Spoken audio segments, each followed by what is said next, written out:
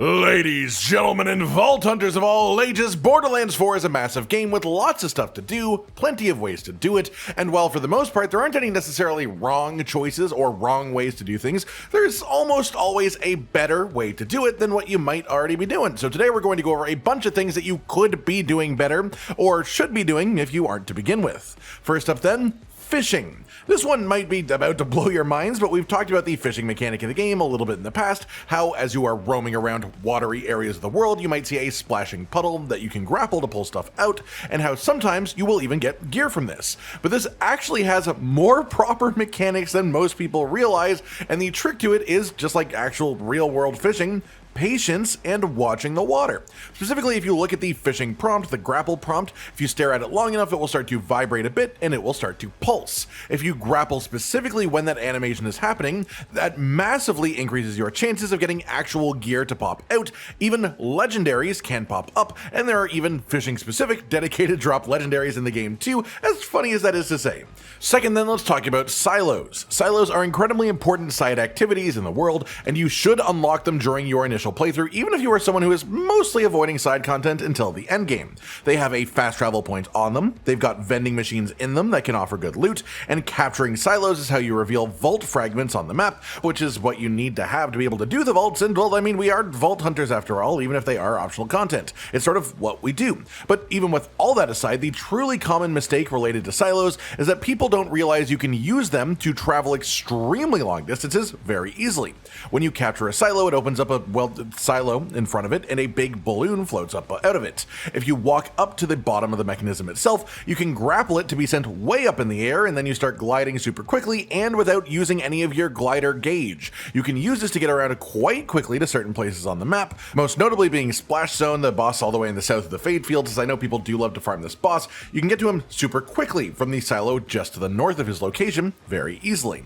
On the note of Splash Zone, you do sort of want to just use him as a loot pinata. In a lot of games in similar genres, the way to get more powerful, if you find enemies to be a bit too challenging, is to level up. You want to over-level and overpower the enemies through your raw stats. But in Borderlands 4, the enemies do scale with your level, and in most situations they'll even scale to be a couple of levels above you, and with players being able to complete the campaign itself at like level 25 to 30, it's not really feasible to just say, yeah, you know, just get to level 50 and then the enemies can't over-level you anymore. So, if you want to be stronger compared to your enemies, don't focus on farming XP, focus on farming good equipment for your current level. And the best way to do that is the boss respawn machines, and just doing one boss over and over to get gear at your level, with the fastest one to do this with on loot being Splash Zone.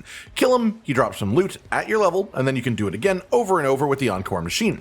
The point of this is just create a ton of general drops on the floor, and then among those drops will hopefully be some upgrades for your various gear slots to catch them all up. Having strong equipment that matches your level is how you beat challenging fights in this game, at least until you hit the ridiculousness of endgame builds. On that note, while you are farming bosses for gear, you might get a bit annoyed at the inventory system in the game. New systems like being able to mark an item as junk when you pick it up does make it easier to keep from getting your bags over full while doing bosses on repeat, but that does not solve the situation of items that you want to keep but not currently have equipped. For those items, there is a feature plenty of people are not using. We talked about it briefly recently in relation to the Vend of the Line quest, but you can use the item marking function in your inventory to mark an item as bank. And then if you have any of your items marked as banked, you will get a new prompt at the bottom of your inventory screen to send items to bank. This will send any of the marked items as bank back to your bank. This gets them out of your backpack while you are in the wild, but keeps the items around for later.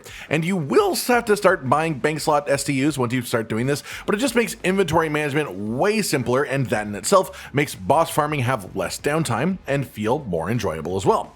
On a similar note about your bank, I have said it before, but I will say it again because it's genuinely important and is absolutely a mistake I still see people making, which is do not sell items with firmware bonuses. Starting at level 25, gear can drop with firmware bonuses, which are essentially set bonuses. These have varying levels of power, but once you have reached the endgame, you can swap firmware from one piece of equipment onto another piece. So I always save any gear that has firmware bonuses, because even if the piece of equipment itself is something that you would never want to use or have equipped, the firmware bonus attached to it is transferable and is something that you may want to have later on. Next up, pay attention to your map. There are random airship world events that happen around the Fade Fields that have a specific map marker when they appear, there's also the random Goredello event in the Terminus range region. This event is a bunch of waves of enemies back to back to back, proper like arena style, no bosses, just regular enemies and the occasional badass, which makes it a relatively unique activity that you can do to farm in the game. This is meant to be a solid source of iridium. Overall else, it's a pretty good farm source for that, but of course it also drops some gear when you finish each wave as well. So basically, just pay attention to your map for these randomly spawning world events that could easily disappear if you didn't notice. On the note of farming then, let's talk about XP. I know I said earlier that if you want to overpower your enemies in this game, the trick is to get good gear rather than just level up, but that doesn't mean there is no reason to seek out levels. I mean, levels get you skill points, which lets you make your builds a bit more specific in particular, which could make you a lot stronger. And once you finish the campaign, you unlock the specialization point system as well, which is essentially a bonus set of separately tracked levels that also increase based on your experience gain. So it's basically just a continuation in addition to the same system. With that said, let's super quickly go over the fastest ways to farm experience to make sure that you do it right when you do choose to do it. And the majority of the time, the correct answer is quite simply contracts. The mini side quests that appear in safe houses and faction towns and such on the contract board, and specifically the bounty type contracts, which just ask you to kill a single badass tier enemy and then they are done. These give set XP rewards on completion that scale with your level, and these are the fastest of the contract types that you can do.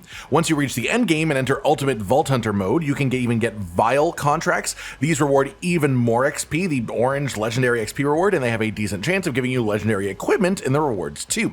The best way to maximize all of this is the makeshift chalet safe house over here on the left, because generally the contracts that you pick up will try to be in the same area that you grab them from, and the safe house is in a very tiny slice of the map where the majority of bounties that come up here are practically right next to the safe house, which makes it the absolute fastest place and method overall, especially as you can refresh the bounties on your contract board by simply quitting out to the main menu and then loading back into the game and into the safe house. If you are playing in multiplayer, it does get a little bit more awkward because you don't want to be loading out and in repeatedly, so the best multiplayer way of farming XP is actually to do the drill site side activities, and this is also arguably the best if you don't want to be quitting and re-entering repeatedly anyways. But in co-op, you can specifically split up and have one of you farm one drill site and another one of you farm a different drill site, and you will both get the full XP rewards from all of the enemies that you're killing, and the only requirement is that you are in the same region because you can't be in separate regions from each other. So you can only do like 2 drill sites at a time, sadly, but the XP from doing both of these together is quite juicy.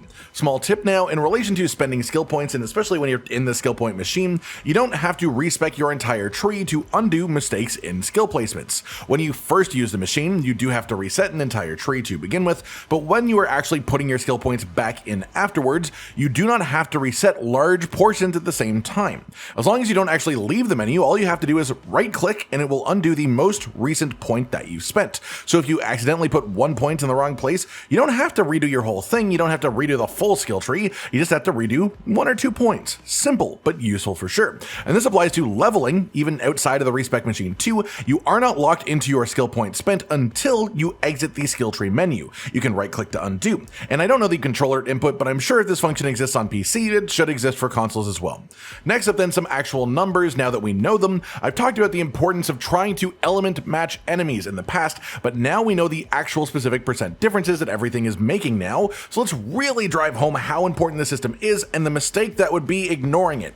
On normal difficulty is a bit more forgiving, but on hard mode it is less so, and once you reach the endgame Ultimate Vault Hunter mode at all levels, it matches the elemental scaling of hard mode, so we'll be going over the hard mode modifiers. Against red health, incendiary damage is given a 75% bonus, which is massive, and shock and corrosive damage do literally half damage. All other damage types are neutral.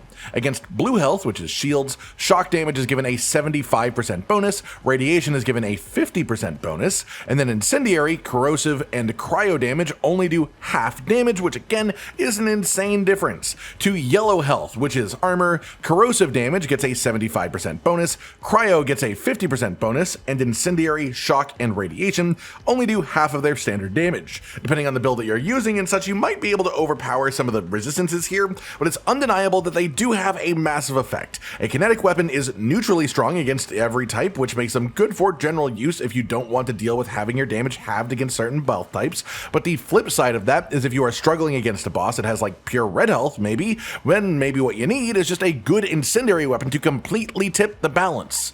Then finally, let's talk about your vehicle. One of the best new features in my opinion opinion is that you can summon your vehicle from anywhere in the world, no need for a catch-a-ride station on Kairos, and to make things even better with this, you can upgrade your vehicle to make it faster, or just better in various ways. This is related to the Vehicle Hover Drive customization option, which is the only thing in the customization menu that has statistical effects on your gameplay. Each manufacturer has a different sort of lean on which vehicle stats they tend to boost, but in general, just having a higher level hover drive will make your vehicle feel better, no matter what. You will unlock these hover drives somewhat naturally by killing enemies with different weapon types, or you can go out of your way to do it too, as the specific challenges that unlock these is the same for each one. It is simply getting to a set number of kills with a specific weapon manufacturer. So if you want the max level Jakobs hover drive, for example, you'd want to kill loads of enemies with a Jakobs weapon, and it's pretty much as simple as that. That just about does it for today then, everyone. 10 mistakes to avoid, or at least 10 things that you could be doing within Borderlands 4 to enhance your experience and smooth it all out. I hope you've all enjoyed this, and let me know down in the comments below if you have any sort of tips or tricks you think are worth sharing with other players too. Like if you liked the video, subscribe with the notification bell for more, and most importantly, ladies and gentlemen, until next time, I'm the conductor of the poop train! Josh, Cotton, and Hollow with the videos, dropping the humor like a hammer on your tippy toes, bringing entertainment on a daily arrangement to take our insanity and turn it into entertainment. Yes, I said entertainment twice, to reiterate that it is nice to look into your faces on a mostly daily basis when you let us in your homes to make the whole world a stage. Goodbye.